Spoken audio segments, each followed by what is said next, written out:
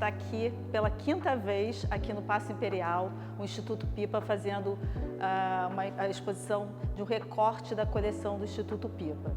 Que o Instituto Pipa que teve a primeira iniciativa com o Prêmio Pipa, e nós temos feito outras iniciativas, e uma que a gente gosta muito é a aquisição de trabalhos de artistas que já participaram do Prêmio Pipa.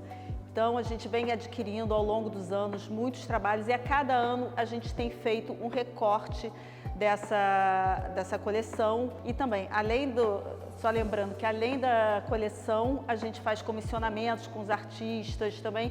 E esse ano a gente teve, além dessa exposição que estamos fazendo aqui, a gente fez uma exposição em Portugal, na Galeria Torreão Nascente da Corredoria Nacional, que foi o nome O Brasil São Muitos, um recorte na coleção do Instituto Pipa, que o Luiz Camilo Osório, fez a curadoria. Então, essa aqui é a segunda exposição do ano, essa aqui no Paço Imperial, mostrando mais um recorte da coleção, que a Alexia Karpilovski deu o nome de Poéticas do Ruído e que fez a seleção das obras, que teve a mentoria do Camilo, e eu também participei da supervisão, e a Carla Marins, que fez a expografia.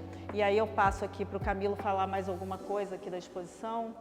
Isso que a Lucrécia falou, acho que é importante. A cada ano que a gente expõe aqui no Paço Imperial, a gente acompanha a exposição dos premiados com um recorte da coleção que, tradicionalmente, a gente reúne as aquisições recentes daquele ano, né, ou algumas obras adquiridas naquele ano que está sendo feito o prêmio. Então, são sempre obras novas. Esse ano é que a Alexia, né, nossa companheira do Instituto Pipa, veio com essa proposta de fazer um recorte alternativo a partir de um tema específico, um tema que ela vem pesquisando, que é esse Poéticas do Ruído. E eu, então, passo a palavra para ela falar um pouquinho sobre, né, esse tema do Poéticas do Ruído e dessa reunião de obras, e a gente vai conversando um pouquinho, né, sobre essa iniciativa. Bom, é uma alegria esse ano fazer a curadoria da exposição da coleção. Eu trabalho no Instituto desde 2019, então já tenho aí uma trajetória de 6 anos. E o que eu pensei para o Poéticas do Ruído é fazer uma seleção de obras que usam o ruído como uma ferramenta, como algo que irrompe e que faz lembrar. Então são trabalhos que exploram muito a questão da memória, e esse ruído ele é tanto gráfico, no sentido de serem obras que trabalham com colagem, sobreposição, estranhamentos assim, de formato e de materiais, mas também é um ruído no sentido narrativo, de pensar o que foi apagado, o que não foi escrito, que narrativas estiveram sobrepostas também ao longo da história, ao longo do tempo. Então é um ruído que vem de forma imagética, mas também de forma discursiva, narrativa. Aproveitando isso que a Alexia está apontando, essas várias possibilidades de ruídos, ruídos visuais, ruídos textuais, ruídos formais, ruídos na memória, na história, na sociedade brasileira. E o modo como essa produção contemporânea aborda a questão do ruído é muito também do ponto de vista dela tentando se autocompreender, tendo em vista, né, a necessidade de inclusão, de introdução de outras narrativas.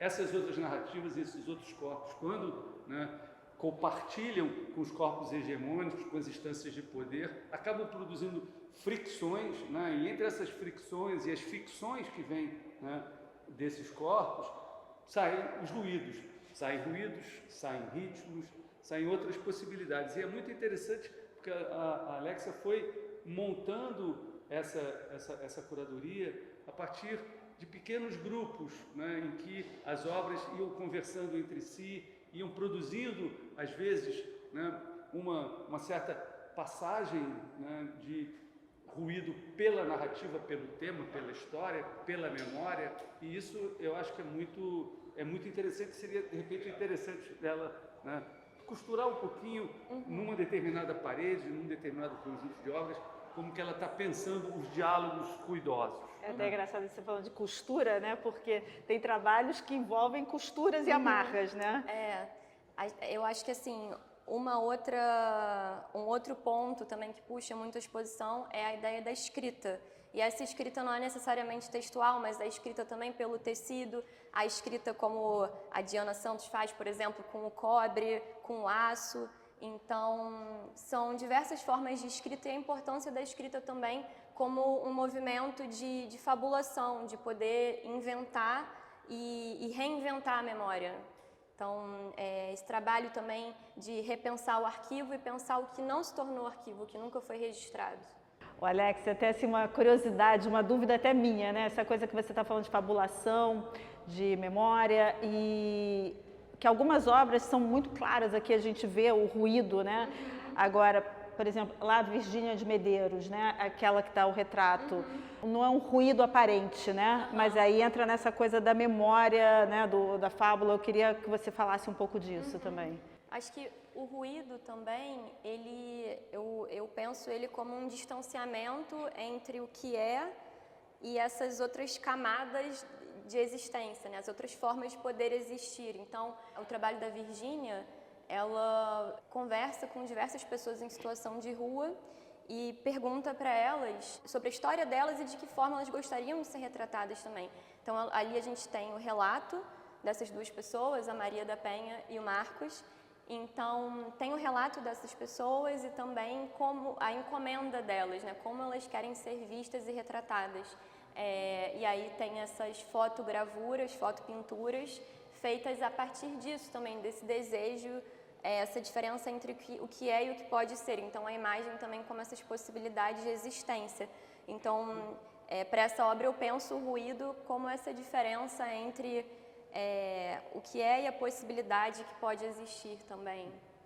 Isso é interessante porque, de um modo geral, o ruído ele vem a partir de elementos que são elementos de constrangimento da comunicação. A grade, né, em que os corpos são proibidos de circularem, né, de um espaço para o outro, né, as armas, a bala, a vigilância, as lanças, uma certa memória histórica que determinados corpos, determinadas narrativas também não eram bem-vindas, né, na G ou, né, no próprio Chadalu ou, né, no próprio Denilson, que vem falar de uma memória ameríndia, de uma memória afro-brasileira, de uma memória desses grupos que ficaram tanto tempo excluídos e da dificuldade deles se fazer ver e se fazer comunicar. Mas, ao mesmo tempo, tem, né, o modo como o trabalho artístico, que seria essa dinâmica aí da fabulação,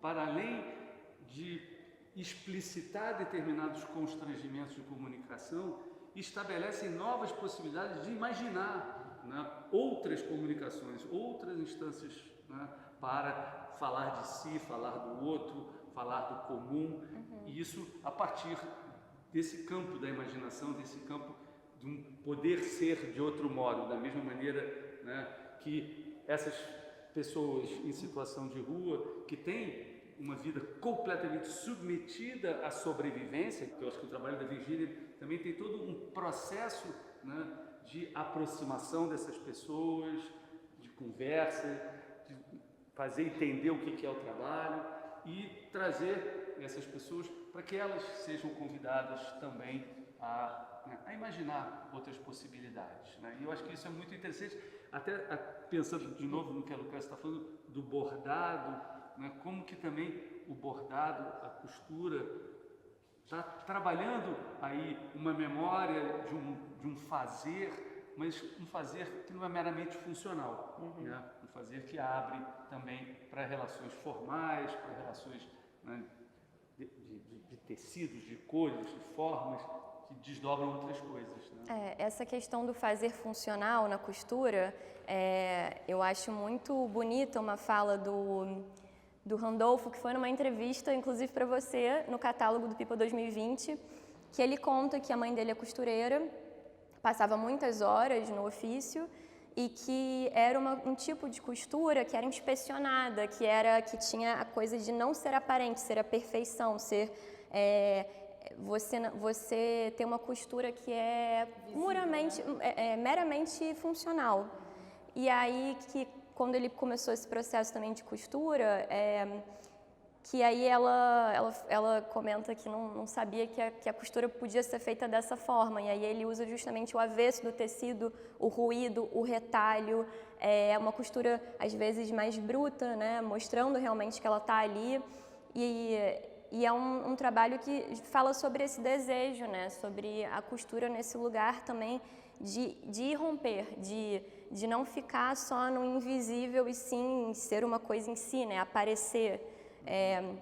Eu acho muito bonito que o trabalho justamente se chama Canções para uma Semente. Então, também fala sobre o que pode germinar e sobre a gente cantar para esse novo, que eu acho que é algo que está em vários trabalhos aqui. Eu selecionei vários trabalhos que têm as raízes, que têm a árvore, que tem ali na Diana, tem as raízes germinando das letras, porque é uma homenagem à grande autora Carolina Maria de Jesus.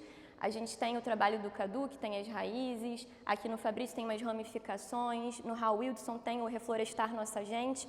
Então, como é que essa semente, essas costuras, essas árvores aparecem em vários trabalhos e também pensam esse novo a nascer, né? Ainda nessa questão da semente, do que pode nascer, né? O Hal também fala sobre isso, sobre como é que a gente planta na memória a semente do novo. Então, essa relação entre memória e futuro e presente, a Geviana faz uma sobreposição da história. E aí tem um texto da Beatriz Lemos, que saiu no catálogo de 2020, que foi o ano que a G foi premiada, e que fala sobre esse fazer da G, que é elaborar memórias que ainda virão, e a fabulação do arquivo. Então, aqui na exposição também tem essa relação da memória sobreposta, do tempo que está sobreposto, remixar esses tempos. Então, essa relação muito forte entre memória e futuro, entre o que poderia ser e não foi, o que ainda pode ser. Então, é algo que está no trabalho da G, essa sobreposição, essa fabulação. A fabulação que também está no trabalho do Hal, que traz essas utopias e esse levante, né? O povo fazendo esse levante, reflorestar nossa gente, pensando a utopia do agora também. Eu acho que esse tema da memória e, digamos, do arquivo e daquilo que não pertence ao arquivo oficial, que está, de certa maneira, a ser, né, recuperado, e os modos de recuperação dessa memória, desse arquivo, é algo que eu acho que o campo da arte, né, o campo da literatura, o campo da história, estão se reposicionando, porque, de um modo geral, justamente por essas histórias terem sido histórias de diásporas, de migrações forçadas, de escravidão, o arquivo não se constituiu, o arquivo foi rompido, né, os laços foram, né, cortados. E o que ficou numa memória, né, ancestral, no corpo, na música, nos gestos, alguma coisa que vai sendo passada de geração em geração, e a fabulação vem aí para recuperar uma espécie de história potencial, uma história que não houve, mas que poderia ter havido, e que você estabelece esses elos, esses contatos. E aí é que a história e a arte, né, a ficção e o fato começam a se entrelaçar, porque não tem outro jeito disso ser recolocado, né? Então, da mesma maneira que, né, os moradores em situação de rua fabulam sobre o que eles poderiam ser, como é que eles se imaginam num mundo diferente daquele que eles são, como que essas narrativas, essas comunidades que ficaram sem o elo com o passado, que foi rompido, como elas imaginam, né, como que elas veem aquilo que foi, como que esse corte produziu a partir de uma transposição em outro território, com outras relações, um caminho, né? E um caminho que evidentemente implica atrito, né? Mas ao mesmo tempo, com a fabulação, um poder ser de outra maneira, né? E eu acho que isso é muito forte no campo da arte. A arte sempre teve esse papel, né, de imaginar outros possíveis, né? Como que juntando com esses grupos, né, que ficaram à margem, como que essa prática, essa artesania de uma memória que não houve e que poderia ter sido, é recosturada e projetada no futuro, né? Então, acho que você trabalha isso e ela vem como ruído, né? Isso é uma questão também, porque a ideia do ruído, o ruído não é algo negativo, na verdade aqui é muito positivo. O ruído é uma ferramenta e a ideia é que o silêncio, na verdade, é negativo. A gente pensando uma narrativa única, a gente pensando uma narrativa cristalizada, isso é silêncio. E aí o ruído é o que vem irrompendo esse silêncio, a gente tem essa polifonia. Assim para chamar atenção, né?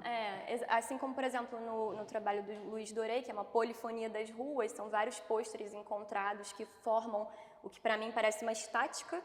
Então, para mim parece que é um trabalho que é uma estática física. E aí ali do lado a gente tem o trabalho do Denilson Baniwa, que eu leio como um hackeamento de narrativa. Ele está ali falando, estamos sendo retratados, estamos olhando de volta, estamos retratando de volta, estamos tomando o lugar que narra, com essas colagens. Que é essa relação que você viu do trabalho dele com o do Doré, né? Essa colagem, esse ruído, né? O Doré parece que faz uma interferência, assim, um congelamento de imagem, um erro de imagem, e o Denilson faz um hackeamento, um ruído ali também, com o mesmo material, né? No caso, com colagem de papéis de revista. Né? Mas, ao mesmo tempo, a do Doré, acho que ela fala também com as outras aqui, né? Do Xadalu fala ali com a do Doré, dessa coisa também do tapume de rua, né? E também tem a Iris Helena também, mostrando ruído, o Raul Wilson de novo, né? Nas borrachas. O trabalho do Xadalu também fala dessa linguagem da rua, essa linguagem urbana, né?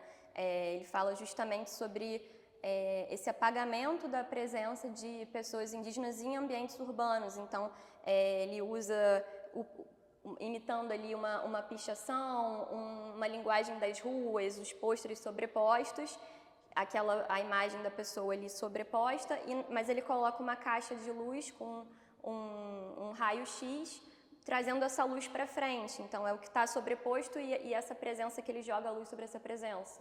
Então, também tem essa linguagem da colagem, da sobreposição. A Iris Helena tem os post-its, que tem ali uma cena, uma memória afetiva da cidade também, e que remete justamente a processos de memória até pelo material em si, que são as notas que a gente usa para se lembrar. E estão em frente ao Raul Wilson, que são as borrachas, e aí que já fala de memória. E fala sobre o apagamento de memória, de uma memória histórica, nacional, sobre ditadura, sobre essa memória que esfarela como as borrachas, né? Eu acho que uma coisa interessante, isso que você está chamando do elemento positivo do ruído, o ruído não como a falha da comunicação, mas com uma certa proliferação ou multiplicação de outras formas de comunicação, em que você chama a atenção para o silêncio, né? O silêncio como um elemento relevante. E eu diria que tem um outro elemento que também é importante, que faz parte da presença do ruído. Eu acho que o ruído se contrapõe a uma certa transparência comunicativa, quando as coisas já são, né, fluentemente, né, sabidas e comunicáveis. E aí está tudo resolvido, né? Está tudo compreendido. E a gente está vivendo justamente esse momento, né, muito fértil de desentendimento porque tem várias formas de entender que não são só, né, a forma hegemônica. E aí vem uma outra dimensão, que é da opacidade, que é diferente, eu acho que do silêncio, e que também produz um ruído, porque a opacidade é aquilo que não se entrega à comunicação, né? E que a gente não tem os termos de se apropriar daquilo. Mas aquilo fala, mas aquilo se impõe, né? E aí é que produz ruído, produz atrito, porque é uma outra maneira de falar que entra em choque com a maneira hegemônica, e ela não é apropriável, ela não é, né, identificável, né? E aí eu acho que muitos trabalhos aqui, até assim, no começo, vendo a montagem, eu falava com você, não, está um pouco cheia essa parede, né? Mas o estar um pouco cheia essa parede explicita esse confronto, né, de elementos formais que não estão se se reconciliando entre eles. Eles estão se atritando entre Tendo eles. ruído. É o ruído, né? O ruído está presente. Então, acho que tem uma dinâmica própria da montagem dessa exposição que é interessante, que ela é também, do ponto de vista formal, ruidoso. Né? Tem um elemento ruidoso aí, né? Saltando das paredes. O que, às vezes, a gente olha e fala, poxa, será que não está demais? Não, mas é para ser mesmo. Né? O Alex, até uma coisa assim que a gente está falando aqui, memória, eu quero também, acho que é uma coisa, a própria exposição é uma coisa que é para ficar na memória, os catálogos que a gente faz, os vídeos que a gente faz, é tudo essa preocupação da gente manter essa memória do que os artistas estão mostrando através dos trabalhos e a gente está documentando isso, né, que o Camilo sempre falou, dessa coisa que a memória aqui da história brasileira é curta, então a gente faz a nossa contribuição de manter através disso. E acho que você também podia falar mais alguma coisa, sei lá, essa parede aqui que tem a grade, o Randolph, o Coletivo Coletores. Então, pensando o ruído como algo que rompe, aqui, essa parede aqui, eu construí pensando justamente em opressões, violências e rupturas. Então, esse processo de aprisionamento e de ruptura. Tem aqui, de um lado, tem uma das esculturas vestíveis, não vestíveis nessa exposição, mas da Diana Santos, tem dos dois lados, que são esculturas que tratam de uma violência colonial e um aprisionamento. Aqui tem as bandanas do Coletivo Coletores, que a linguagem da bandana remete a essa vestimenta, né, esse acessório usado muito em movimentos sociais, em manifestações, protestos, é muito usada por grupos marginalizados e grupos também que lutam por direitos humanos. Então aqui tem o arame farpado, tem a mira, o alvo, né? Tem o coquetel molotov. Então tem ali o aprisionamento e a ruptura, tem a corrente sendo partida. Então tem esse embate e também a vigilância. Tem o trabalho também da grade Camis, que tem justamente essas grades falando de opressão feminina, esse aprisionamento, e ao mesmo tempo também é um trabalho que lida com o afeto dessa arquitetura popular carioca. E do outro lado ali, como eu tinha comentado, do Randolph Lamonnier, esse movimento da costura como uma ruptura, a costura a partir do desejo, a costura que não vai ser inspecionada, e sim que é para essa fabulação, para esse divertimento, para esse prazer estético. Então é um movimento aqui que justamente usa o ruído nesse lugar do que rompe, de movimentos de ruptura, né, contra violências e aprisionamentos. É interessante porque também são muitas linguagens que se misturam, né, que se compõem, né, seja via, né, a tessitura, né, a costura do tecido, esse fazer, a pintura, a tradição da pintura, essa tradição da pintura em que a grade é um elemento, né, de bloqueio e ela, né, vai criando quase que uma dimensão floral da grade, né, como que ela desconstruísse a grade sem deixar de explicitar a grade, mas abrisse para essas ramificações, para esse olhar através, para essas composições, né, quase que de uma outra paisagem, né, e as impressões, né, nas bandanas, a bandana como esse elemento que tira a identidade pessoal e cria uma identidade coletiva, né, estão todos ali, né, identificados enquanto grupo num levante, numa manifestação. Né, é uma forma de proteção também, uma né? forma de proteção, evidentemente. Né, então, tudo isso diz respeito também a esse, né, ver de outra maneira, esse aparecer de outro modo, né, no segmento, né, a fotografia, a colagem, né, a gravura outra vez, né, como isso tudo vem compondo, né, nesses trabalhos. Eu acho que a produção contemporânea tem essa liberdade, né, ela se apropria de todas as linguagens, atravessa todas as linguagens, mistura todas as linguagens e vai produzindo esses outros ruídos, essas outras possibilidades de comunicação e de imaginação. E ainda nessa linha, literalmente, A gente tem o trabalho do André Azevedo também, que é um trabalho que também explora a costura. Então, sendo algo que irrompe, tem uma padronagem no meio, mas esse trabalho ele sai do espaço da tela. Alexia, acho que a gente ainda não falou aqui do Berliner, né? Que você incluiu ele ali, ele está na parede próximo da íris, mas me fala a ligação, a presença dele aqui. Então, a íris ela tem um trabalho que é essa memória afetiva da cidade, né? Os post-its como essa lembrança. E o Berliner, ele tem o trabalho dele, ele está num lugar de uma memória mais no sentido individual do inconsciente, dessas fronteiras embaçadas entre o pesadelo, a realidade, a lembrança.